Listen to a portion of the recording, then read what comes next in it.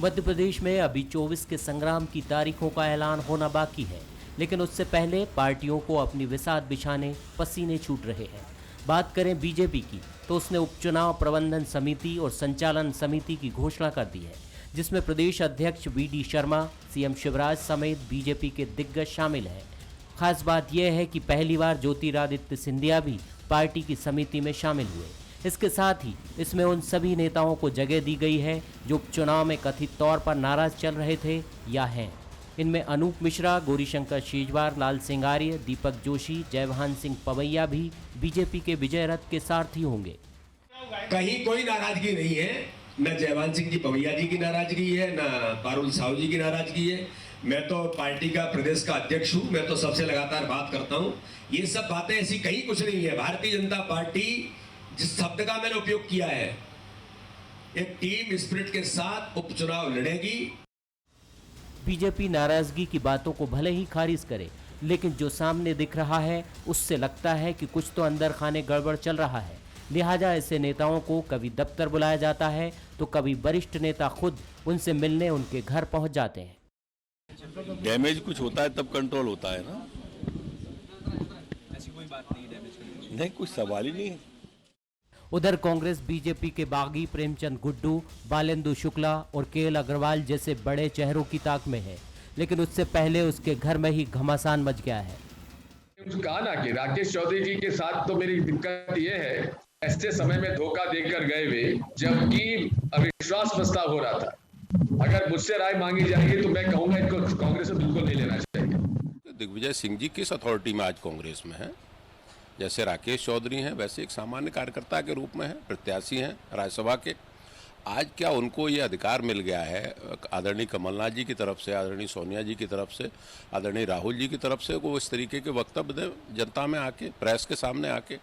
इसलिए मैं आहत हुआ हूँ।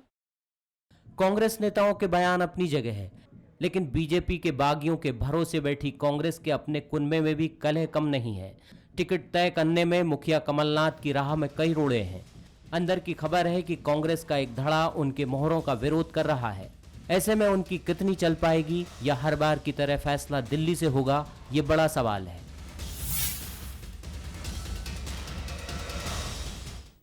नमस्कार, मैं हूं शरद द्विवेदी और हमारा आज का मुद्दा है बागी विजय रथ के सारथी। आपने देखा अभी कि नाराज़गी और चिंता, परेशानी किस तरह से उस नेता के मन में उमड़ती घुमड़ती है जो किन्हीं कारणों से जिसकी चुनावी संभावनाओं को प्रभावित करने के लिए कोई घटनाक्रम घटता है। चौधरी राकेश सिंह चतुर्वेदी जिस तरह कह रहे थे, ये कांग्रेस का एक कल्चर कह लीजिए या कांग्रेस का खुलापन कह लीजिए कि खुली प्रेस कॉन्फ्रेंस में दिग्विजय सिंह ये कहते हैं ऐलानिया तौर पर कि अगर मुझसे पूछा जाएगा तो मैं ऐसे व्यक्ति को टिकट देने का हामी बिल्कुल नहीं हूँ जिन्होंने अविश्वास प्रस्ताव के समय कांग्रेस का साथ छोड़ा था। और चौधरी राकेश सिंह चतुर्वेदी दूसरी तरफ कहते हैं कि दिग्विजय सिंह जी किस अधिकार से ये बात कह रहे हैं, मेरी तरह वो भी कार्यकर्ता हैं, क्या कमलनाथ जी ने उन्हें अधिकृत किया है इसके लिए, तो क्यों कह रहे हैं वो। अब बीजेपी की तरफ आइए। बीजेपी में यही चीज़ भिन्न हो जाती है, बदल जाती है। ऐसा नहीं है कि पीड़ा वहाँ नहीं होती, लेकिन वहाँ शब्द खो जाते हैं। वहाँ अगर दिग्विजय सिंह होते और उनसे ये पूछा जाता कि चौधरी जी के लिए आप क्या कहेंगे, तो वो कहेंगे पार्टी का केंद्रीय नेतृत्व इस संदर्भ में निर्णय लेगा, मैं इसके लिए अधिकृत व्यक्ति नहीं हूँ। और चौधरी राकेश सिंह से पूछा जाता कि आपको लेकर संशय चल रहा है, मैं पार्टी का अनुशासित सिपाही हूँ, मैंने आज तक जीवन में किसी चीज़ की कोई अपेक्षा नहीं की। लेकिन ऐसा का मतलब ये नहीं है कि ज़ुबान पर वो बातें नहीं हैं जो दिग्विजय सिंह जी के मन में हैं या चौधरी राकेश सिंह जी के मन में है और उनकी वाणी में है। बातें वही हैं, लेकिन लब सी लेंगे, कुछ ना कहेंगे। ये बीजेपी का अनुशासन है। कई महत्वपूर्ण बिंदु हैं और अब जब 24 की जंग को लेकर चर्चाएं जोर शोर से हैं और संचालन समिति, प्रबंध समिति बीजेपी की बन गई है और उसके जरिए बीजेपी ने काफ़ी समायोजन करने की कोशिश की है, तो ये बताता है कि बागी फैक्टर बहुत अहम रोल प्ले करेगा इस उपचुनाव में। मिलिए उन मेहमानों से जो हमारे साथ हैं। हमारे साथ जो मेहमान आज इस बातचीत में जुड़ेंगे उनसे मुलाकात कर लीजिए। हमारे साथ हैं कांग्रेस के विधायक संजय यादव जी, जबलपुर से हमारे साथ जुड़ेंगे, बहुत स्वागत करता हूं उनका।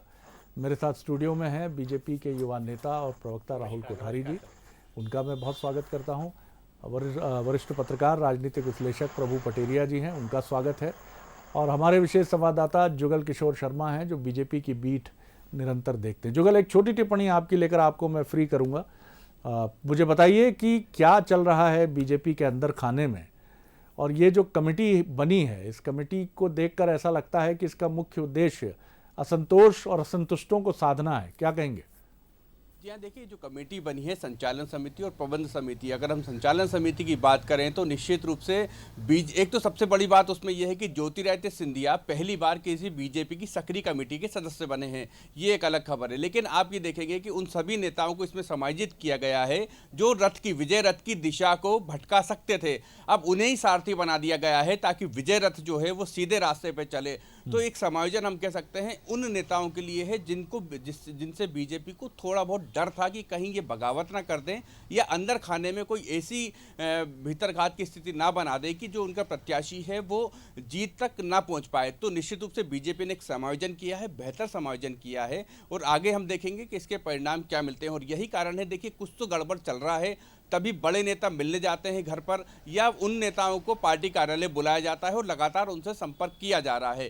हालांकि बीजेपी एक कुशल रणनीति के साथ आगे बढ़ रही है और इन सभी नेताओं को मनाने का दावा भी कर रही है। बिल्कुल, लेकिन दीपक जोशी जी को कितना मनाया है, हम कोशिश करेंगे कि उनकी एक बाइट सुनवाने के लिए, जो उन्होंने उनकी बात अगर मैं करूं कि सोमवार को उन्होंने जो मीडिया से बातचीत में जो बातें कही हैं, हम बीच में कभी आपको इस बातचीत के दौरान ही सुनवा देंगे, तो उससे हमें ये पता चलेगा कि ये कोशिशें कितनी परवान चढ़ रही हैं या कितनी आगे बढ़ चुकी हैं। पीड़ा है, अंतर है, जो मैं आपसे कह रहा था कि उस तरफ सब कुछ बहुत खुला खुला है, इस तरफ खुला खुला नहीं, बंधा बंधा है, लेकिन ज़ुबान एक ही है, अंदर की भावनाएं एक ही हैं। और ये मनुष्य है, मनुष्य को आप कैसे भिन्न मानेंगे? किसी को अगर किसी के साथ उसको ऐसा लगता है कि अन्याय हुआ है तो वो पीड़ा भी ना व्यक्त करे, चुप रहे, इससे बड़ी ज़्यादती कुछ हो नहीं सकती। धन्यवाद जुगल किशोर। प्रभु पटेरिया जी की टिप्पणी से आगे बढ़ूंगा। पटेल साहब, हम जिस तरह की बात कर रहे थे कि लब सीलेंगे कुछ ना कहेंगे, ये कल्चर है बीजेपी का, और उधर खुला खेल फर्रुखाबादी है कांग्रेस का। क्या कहेंगे आप, किस तरह देखते हैं ये जो घटनाक्रम है, चाहे संचालन समिति हो, प्रबंध समिति हो बीजेपी की?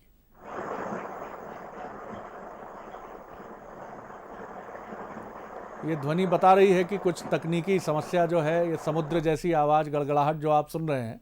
तो चलिए, मैं पहले राहुल कोठारी जी की ही टिप्पणी ले लेता हूं और उसके बाद मैं आगे बढ़ता हूं। जी राहुल जी। देखिए, निश्चित रूप से शरद जी, पूरा विषय जो है बड़ा तार्किक है, लेकिन कहीं ना कहीं एक बागी शब्द का उपयोग ऐसे महत्वपूर्ण लोगों के लिए जिन्होंने अपने 30 से 40 वर्षों की मेहनत से इस पार्टी को सींचा हो और अभी किसी तरह की कोई बगावत की संभावना भी नहीं दिखी हो, लेकिन उनको इस तर्क से, इस नाम से पुकारा जाए तो कहीं ना कहीं अच्छा नहीं लग रहा है। लेकिन निश्चित रूप से ये बात सही है कि हमारे सभी लोग जो हैं भारतीय जनता पार्टी के बाग को महकाने वाले हैं। लगातार अपनी खुशबू से और अपने कर्तव्य से भारतीय जनता पार्टी के परिवार को उन्होंने बड़ा बनाया। और जैसा कि जुगल जी बता रहे थे कि निश्चित रूप से एक बहुत बेहतर समन्वय के आधार पर ये सारी समितियां बनाई गई हैं। ये बात सही है कि कुछ लोग उस क्षेत्र के हैं जो लगातार वहां से चुनाव लड़ रहे थे, लेकिन उनका अधिकार बनता है क्योंकि उन्होंने बरसों बरस वहां पे मेहनत करी है, काम किया है। तो कहीं ना कहीं अगर वो इस समिति में समायोजित हुए हैं तो ये कहीं ना कहीं एक बड़ा बेहतर आगे जाके एक पूरा चित्र बनेगा, उसके लिए प्रयास रहता है। और हमें लगता है कि जिस तरह से वरिष्ठों को भी जगह दी गई है, सबका समन्वय बनाया गया है, और यहाँ तक कि मैं आपसे और निवेदन करना चाहूंगा कि जो हमने चुनाव प्रभारी और संचालक बनाए हैं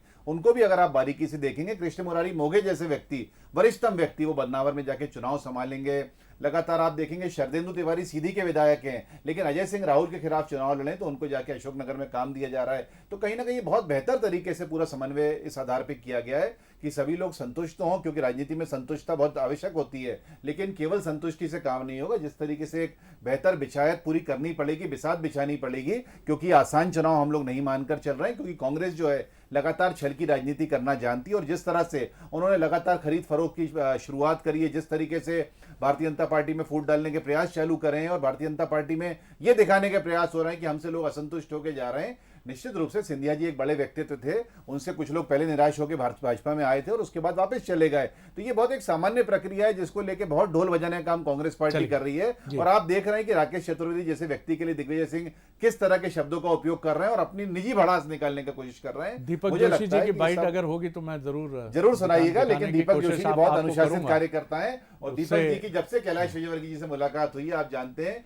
कि कोई भी इस तरह की बातचीत नहीं। चलिए आई और पहले हमें पहले उम्मीद दीपक नहीं। जोशी जी ने आज क्या कहा है हम सुन लेते हैं। चलिए जी। स्पष्ट है, वो तो स्पष्ट है। आप किसी न्यूज एजेंसी सर्वे करवा ले, किसी प्राइवेट एजेंसी सर्वे करवा ले, उसमें स्पष्ट रूप से आ जाएगा कि चुनाव हार के कारण क्या है, वो स्पष्ट हो जाएगा। मतलब भीतरघात के कुछ लोग थे, जैसे आपने बिल्कुल जयचंद इस्तेमाल स्पष्ट है। किया। मैंने कहा भीतरघात नहीं, षड्यंत्र में तो षड्यंत्र शब्द कहूँगा, भीतरघात एक अलग चीज़ होती है, षड्यंत्र होता है। मैं तो कह रहा आमने सामने की लड़ाई होती तो कोई बात नहीं थी, लेकिन पीठ पे पीछे छुरा भोगेगा तो मानसिक ने जो हरकत की, जयचंद ने जो हरकत की, वो हरकत यहाँ पे भी हुई। जयचंद ने जो हरकत की, पीठ पे छुरा भोंका, ये वो पीड़ा के शब्द हैं जिससे कोई भी गुजरना नहीं चाहता जीवन में। ना मैं गुजरना चाहूँगा, ना आप गुजरना चाहेंगे। और इस पीड़ा के बाद भी ये कहा जाए कि आप सीधी राह चलते रहिए, बहुत कठिन होता है साहब। बहरहाल मैं संजय जी की तरफ चलता हूँ, एक रिएक्शन उनकी लेकर प्रभु पटेरिया जी की तरफ लौटूंगा। संजय जी, एक संक्षिप्त प्रतिक्रिया आपने सुनी, आपके मित्र युवा साथी राहुल कोठारी जी की बात, हमारे साथी जुगल किशोर जी की बात, क्या कहेंगे संजय जी? पहली बात तो मैं कोठारी जी की बात का इस बात का जवाब देना चाहता हूँ कि खरीद फरोख्त की राजनीति चल रही कांग्रेस। हमें खरीद फरोख्त की क्या आवश्यकता है? खरीद फरोख्त किसने की है उनको मालूम है। और बागी शब्द को इनकी बड़ी चिंता हो रही कि बागी नहीं बोला जाना चाहिए। तो चंबल तरफ तो बागी बोली, किनको जाता है ये राहुल कोठारी जी को अच्छे से मालूम है। दूसरी बात मैं ये कहना चाहता हूँ कि भारतीय जनता पार्टी में अगर झगड़ा ना होता तो इनका मंत्रिमंडल ना बन जाता। अभी तक इतने झगड़े हैं, इनके 50 से 51-52 विधायक असंतुष्ट हैं, जो मौका देख के वो इसलिए मंत्रिमंडल का गठन नहीं हो पा रहा क्योंकि इनमें आपस में झगड़े हैं। क्योंकि भारतीय जनता पार्टी की बुनियाद झूठ की दीवार पर खड़ी है और कांग्रेस ने हमेशा जो भी बात कही है, खुल के बात कही है, जनता के बीच में कही है, पत्रकारों के सामने कही है। इनके यहाँ चूंकि आज़ादी नहीं है और संगठन का कोड़ा के साथ साथ संघ का जो नियंत्रण रहता है, इसलिए ये बेचारे घुटते रहते हैं, अपनी बात सही बोल नहीं पाते। मैं दीपक जोशी जी को बधाई दूंगा कि भारतीय जनता पार्टी में कितने जयचंद हैं, किसने पीठ में छुरा घोंपा। इनको जयचंद तो पालने की आदत हो गई है भारतीय जनता पार्टी को। इनके चरित्र में जयचंद है, इनके चेहरे में जयचंद है और झूठ का जो बेनकाब है वो आने वाले चुनाव में जनता हटा देगी। झूठ की बुनियाद ज्यादा दिन तक चलने वाली नहीं है। प्रभु पटेरिया जी, आपने सुनी दोनों राजनीतिक मित्रों की भी बात, दीपक जोशी जी की टिप्पणी, जुगल किशोर जी की भी टिप्पणी। समूचे मामले पर प्रबंध समिति, संचालन समिति और उसके साथ कौन कितने बेहतर तरीके से, क्योंकि अगर आप बात करें जिस तरह के विशेषण दीपक जोशी कह रहे थे तो वो दोनों तरफ आरोप लगते हैं उसी तरह के, और दोनों पार्टियां भितरघात और अंतर कलह से परेशान रही हैं। 2018 बीजेपी का जो नैरो स्केप रहा, बाल बाल जो वो सरकार बनाने से बची, वो माना यही गया कि ये बीजेपी की अपनी भितरघात थी, जिसकी वजह से उसने खुद को सत्ता से दूर किया। किस तरह देखते हैं आप पूरे मामले को? देखिए शरद जी, जहाँ दीपक जोशी ने कहा है नाराजगी उनकी स्वाभाविक तौर पर हो सकती है, और उन 22 के 22 सीटों पर लोगों की नाराजगी है जहां पर कि भाजपा के कैंडिडेट पहले थे, अब उनकी जगह वो बाहरी लोग जो भारतीय जनता पार्टी में आ गए, अब वहां पे वो उम्मीदवार हैं, ऐसा पार्टी ने अपनी एक मीटिंग में भी कहा था। तो नाराजगी तो सबकी होगी क्योंकि उनका हक छीन रहा है, उनका अधिकार छीन रहा है, उनकी टेरिटरी में दूसरा नेता का अतिक्रमण हो रहा है, तो ये वो बर्दाश्त नहीं करने वाले हैं। लेकिन जहां तक षड्यंत्र की बात कही है, तो चुनाव में जो भी नेता हारता है उसको अपनी हार के जो कारण है, उसमें बहुत सारे कारणों में एक कारण ये भी रहता है कि मेरे साथ भीतरघात हुआ है, मेरे साथ षड्यंत्र हुआ है। इसका कोई प्रमाण वो दे नहीं पाता है। दीपक जोशी चाहे तो इसका प्रमाण भी दे सकते हैं जनता के बीच में खुलकर आकर, यदि उनके साथ ऐसा हुआ है तो। लेकिन हर नेता की एक अपने एक कारण होता है बताने का, वो सभी लोग इस बात को कहते हैं। लेकिन जहां तक मैनेजमेंट की बात है, तो भारतीय जनता पार्टी ने जो मैनेजमेंट की जो कमेटी बनाई है, संचालन समिति बनाई है, तो आप देखिए उसमें जो 9 लोग वो हैं जिनसे भीतरघात का खतरा है। जो बागी जो जिनको कह रहे हैं कि भारतीय जनता पार्टी में वो चुनाव मैदान में होंगे, तो उनको कहीं ना कहीं उनसे खतरा है, इसलिए उन सबको चुनाव संचालन समिति में रखा गया है कि उनके ये रणनीति कारगर होगी प्रभु जी? ये रणनीति कारगर होगी? ये रणनीति कारगर होगी? स्वाभाविक तौर पर हर पार्टी अपने स्तर पर रणनीति बनाती है। अब वो सामने वाले कितना मजबूत है, हम जैसे दीपक जोशी ने ये आप जो कह रहे हैं कि जो लोग असंतुष्ट हैं उनको समिति में स्थान दिया गया, क्या आपको लगता है ये ठीक दिशा में छोड़ा गया तीर है बीजेपी का? हाँ बिल्कुल शरद जी, ये बिल्कुल, उसके अलावा कोई विकल्प नहीं था भारतीय जनता पार्टी के पास। यदि इनको खुला छोड़ देते तो शायद, जैसे दीपक जोशी एक बार पहले संकेत भी दे चुके हैं कि उनके पास कांग्रेस से ऑफर है, तो ऐसे लोगों को ऑफर आती, क्योंकि कांग्रेस के पास कैंडिडेट की कमी है। उनके जो उम्मीदवार लगातार कई चुनाव लड़ रहे थे वो तो भारतीय जनता पार्टी में चले गए, अब तो उनके पास वहां उम्मीदवार की कमी है। अब देखिए ना, जो चौधरी राकेश सिंह का जो मामला है वो यही तो मामला है कि चौधरी राकेश सिंह से अच्छा विकल्प वहां पर कांग्रेस के पास नजर नहीं आ रहा है, जिसको लेकर चूंकि एक गुट विशेष से वो खिलाफ में रहे हैं, तो उसको लेकर वहां पर वो राजनीति हो रही है कांग्रेस में। तो ये एक लड़ाई झगड़े का खेल उसका है कि चुनाव में कौन कैंडिडेट होगा, कौन जीतेगा, लेकिन इस सत्ता का लगभग फाइनल जैसा ये मामला है। जो 24 सीटों के चुनाव जो पार्टी जीतेगी, भारतीय जनता पार्टी के लिए बहुत आसान है, क्योंकि उनको 9 सीटें चाहिए, यदि फुल प्लस मेजोरिटी चाहिए तो 116। लेकिन कांग्रेस के लिए बड़ा मुश्किल है, क्योंकि उसको पूरी 24 की 24 सीटें जीतने की जरूरत है वहां पर। तो लड़ाई यहाँ पर काफी मुश्किल है, और भारतीय जनता पार्टी यहाँ पर नंबर गेम, यदि मैं कहूँ जैसे 9 सीटें चाहिए, तो भारतीय जनता पार्टी यहाँ पर प्लस होती दिखाई दे रही है। जी, ये आपने आंकड़ों के हिसाब से एक विश्लेषण प्रस्तुत किया है।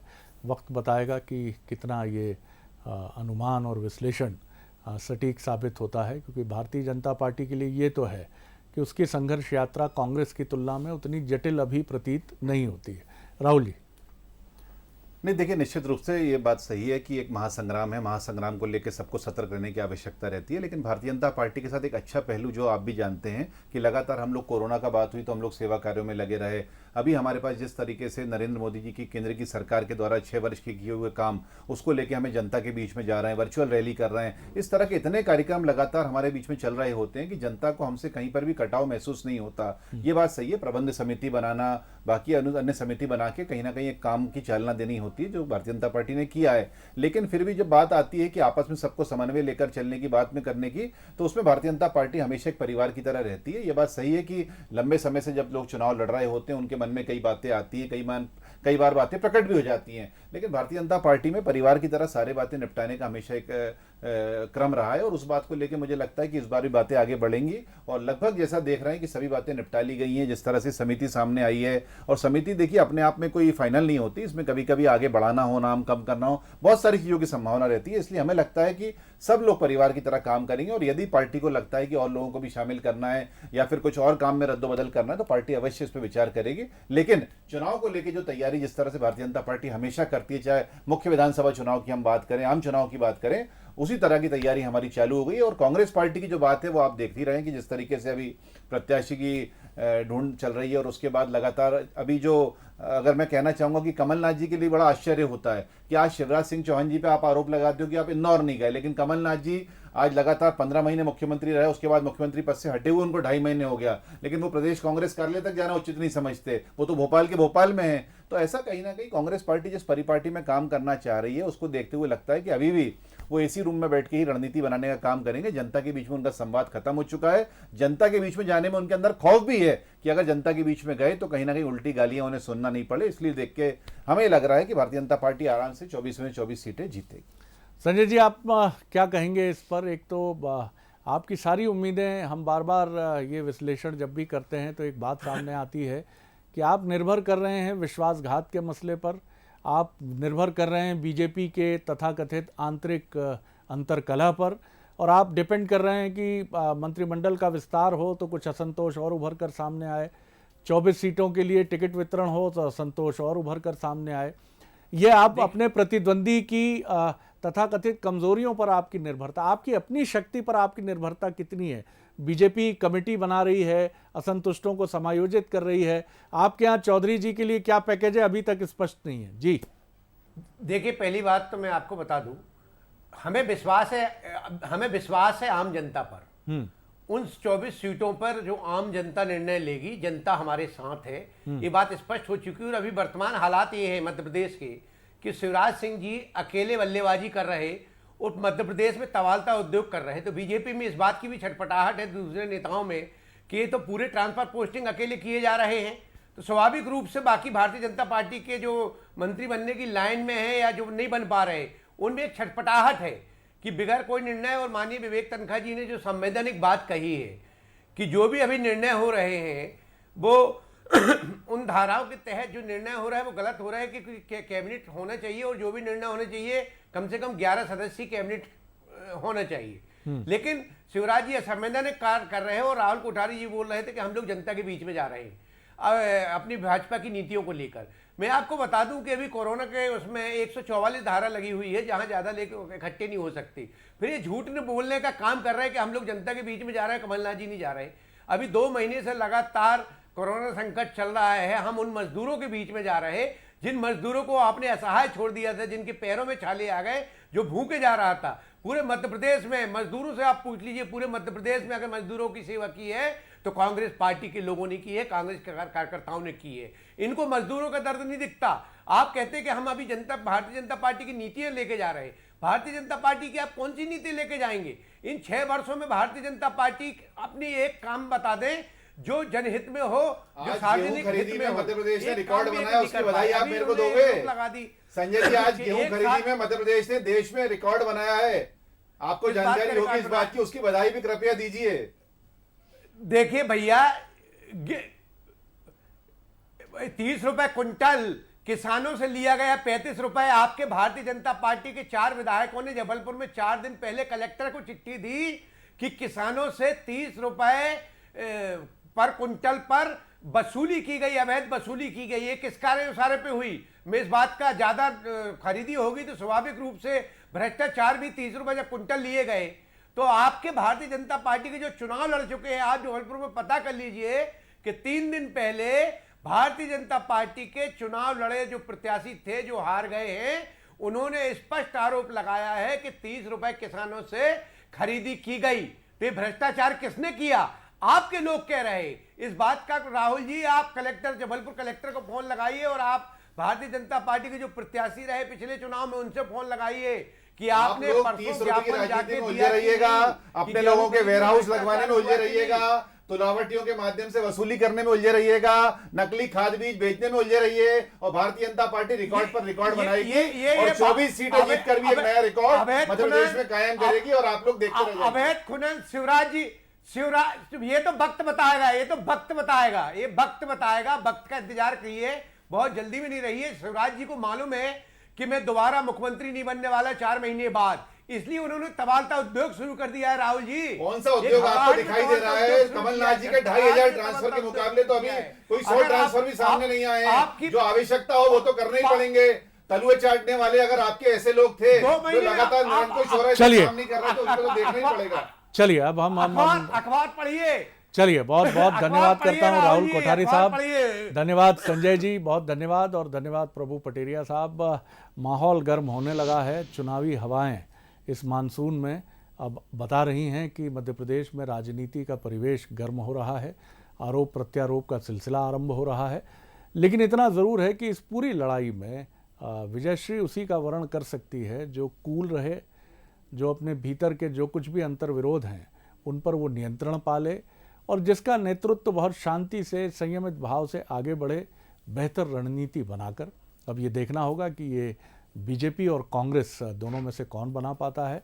हालांकि अभी बीजेपी रणनीतिक दृष्टि से या चुनावी व्यवस्था और प्रबंधन की दृष्टि से कांग्रेस से कुछ कदम बेहिचक आगे नज़र आ रही है, लेकिन ये बढ़त वो कब तक बनाएगी, और क्या कांग्रेस जो अभी कुछ पिछड़ती हुई दिख रही है, क्या वो तेज़ी से आगे आएगी, ये वक्त हमें बताएगा। लेकिन संग्राम बहुत दिलचस्प होगा 24 सीटों का, और ये किसी मायने में जो बात हम आपसे बार बार कह रहे हैं कि आम चुनाव से कम नहीं है 24 का ये चुनाव।